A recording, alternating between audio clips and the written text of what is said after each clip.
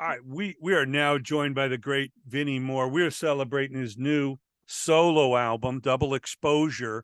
And what a string. I mean, coming up, getting that guitar for Christmas when you're 12, and what we've seen you done, since with Mind's Eye in 86, the Shrapnel and Relativity and all the labels, and of course through Soul Shifter in 19 or 2019.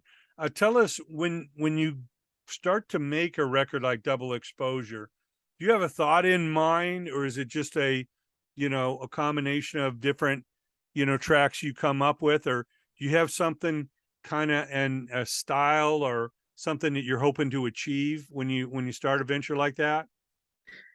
Man, I have to say, for the most part, I'm a roll with it kind of guy. The moment I start thinking too much, it just goes in a negative direction. So I've learned to just have it be more organic and just play guitar and kind of let the things happen. You know, I could probably sit here in my studio and try to write a song right now and come up with something decent. But to me, if I try, it's not as good as if I sit around and just play guitar and let the magic happen. Let you just playing and something pops out and you go, wow, what is that?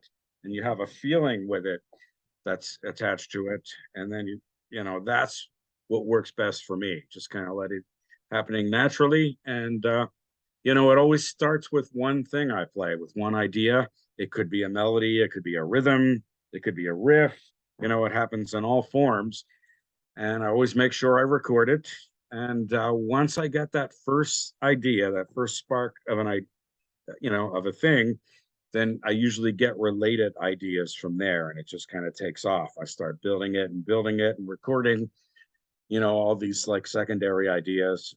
And at a certain point, I go into my studio, lay down a drum beat, just start recording all my different parts, and then just kind of start to arrange it, hone in on it, let it grow a little more, ferment. And, that's how it happens for me. And, I just continue. Once I have one done, I just move on to the next song. And before you know it, I have like, almost enough to do a record, and then enough to do a record, and then more than enough to do a record. And, I just kind of let it happen organically like that, and not too much thinking. I need, there might be some thoughts in there, here and in there, but I like to let it happen. Well, it's probably just naturally comes through your instinctual feel that you Yeah, that's you it. It know has to. yeah, you're not overthinking it. Well, I'm going to do this or try that, but it's just your instincts of what you like, what you hear, what you're playing that you like. It's naturally going to evolve, into something, and Yeah, it's it'll obviously come going to be out like unique to the last one. right. I mean, I go through my periods where I think too much, and that happens a lot when I'm recording.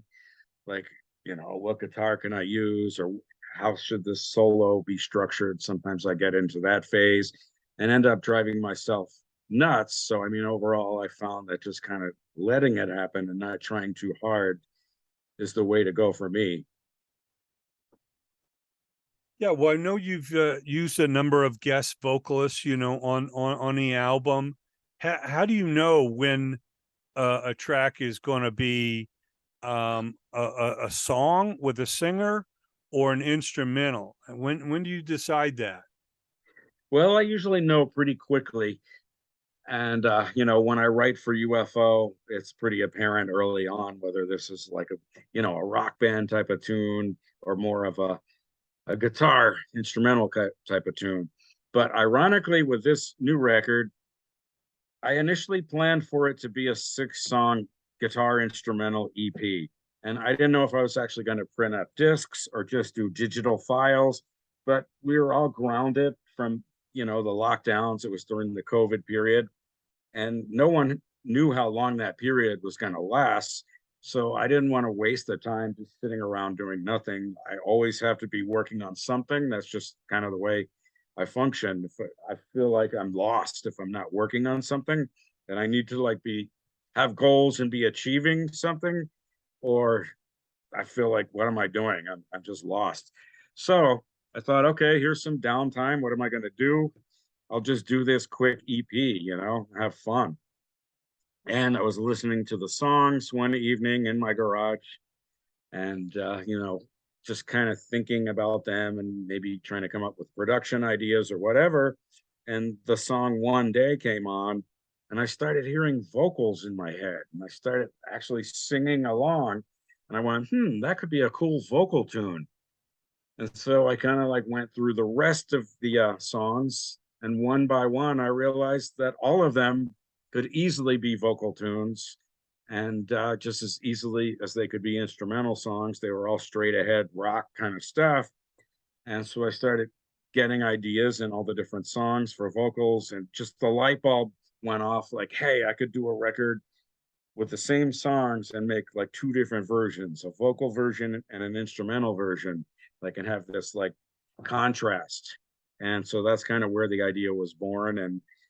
And so my quick little project that would be fun expanded and came into like turned into more of a massive undertaking, because now I had to get singers, lyrics, it just added like a whole bunch more work. So it took a lot longer than initially anticipated. But yeah, it was a lot of fun still doing it all. And since you have a number of vocalists on the album, do you get an instinctual feel like which vocalist would fit what song, or do you play a vocalist maybe a few tracks and see what they gravitate towards? How's that work? No, I put some thought into it before sending out the songs, and I like fed everybody with the songs I felt like they would be good on.